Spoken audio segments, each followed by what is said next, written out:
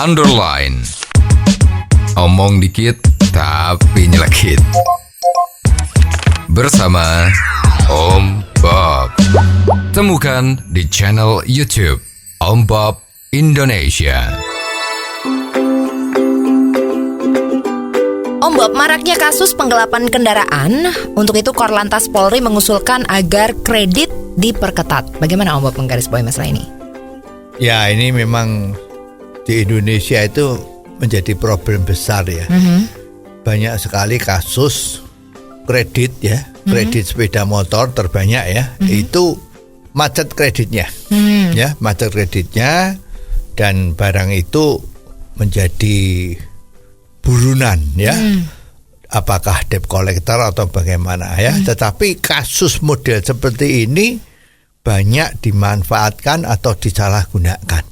Ya, yang disinyalir sama aparat kita itu adalah bahwa ada orang yang meminjam KTP-nya orang lain ya, dengan imbalan dibayar 1 juta, terus orang tersebut melakukan kredit kepada dealer-dealer sepeda motor atau perusahaan kredit ya, finance company itu.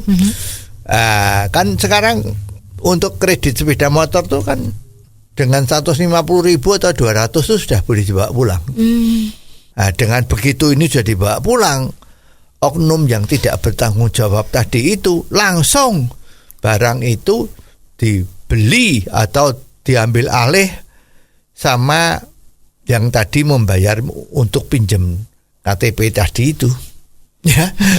Jadi dengan demikian itu motor yang belum lunas, yang masih utang itu sama dia bisa diproses ya, menjadi balik nama, entah pakai sulapan apa ya.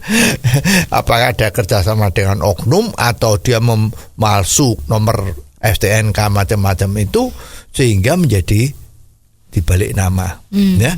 Kalau ini sudah dikumpulkan 100 sepeda motor, maka mulailah barang tersebut itu dijual. Nah, jualnya hebat nih, diekspor ke luar negeri. Ya, bisa ke Kamboja, bisa ke Vietnam, bisa ke Timor Leste yang berseberangan tetangga tanpa laut itu kan.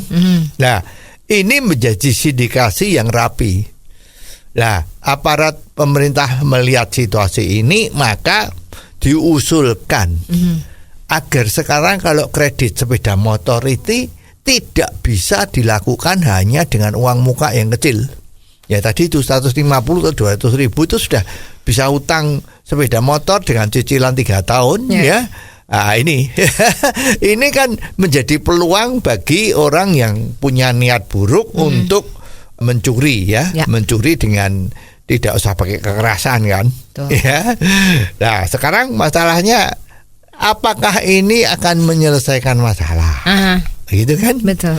Lah, banyak yang orang-orang kita, orang-orang kecil ya, artinya yang tidak kaya, mereka juga waduh, ini kalau sampai pakai uang muka yang kecil ini nggak boleh kan, berarti mereka harus punya uang banyak. Katakanlah uang muka harus 5 juta. Lah, bagaimana dia punya duit kan? Maka ini akan memberatkan orang-orang baik yang betul-betul niatnya mau bayar. Nah, ini menjadi dilema ya. Nah, paling bagus memang dari dulu tuh ini kalau menyelesaikan masalah seperti ini itu kan cuma menyelesaikan masalah kulit. Ya, semacam ada api dipadamkan, api dipadamkan, tetapi tidak dilihat mana itu sumber pengakibat kebakaran ini. Ya, kuncinya sebetulnya hanya satu. Kalau memang sudah tidak pakai jaminan atau pakai jaminan yang murah, maka yang diperlukan oleh pemberi utang itu kan jaminan kalau dibayar. Ya kan? Nah, sekarang kalau misalnya tidak boleh, kemarin ada peraturan dari OJK, kalau debt collector itu tidak boleh beroperasi secara sembarangan ya, seolah-olah melindungi orang yang utang ya, itu menjadi berat. Situasi bisnis utang piutang ini menjadi susah. Ya, yang paling benar adalah memang satu Yaitu diberlakukanlah undang-undang yang namanya Blitzkrieg itu. Ya, di mana orang yang berutang secara perdata, kalau dia tidak bisa membayar, maka orang itu ditahan, masuk ke penjara sementara, di mana dia atau keluarga dia atau bagaimana caranya utang itu harus bisa dibayar. Kalau bisa dibayar, nah maka dia dilepaskan. Ini menjadi situasi bisnis pinjam meminjam ini bisa menjadi aman. Ya, jadi kalau nggak seperti ini gimana? Udah dipinjemin ternyata nggak bayar. Banyak yang pura-pura nggak bisa bayar karena memang punya niat tidak mau bayar. Karena peraturannya itu menguntungkan peminjam. Ya, jadi kalau undang-undang Blitzkrieg atau undang-undang jaminan badan itu bisa diberlakukan lagi. Ya, ini kan undang-undang ini kan di stop pada tidak salah pada tahun 60-an, ya. Itu dianggap bahwa aturan ini adalah tidak berperi kemanusiaan.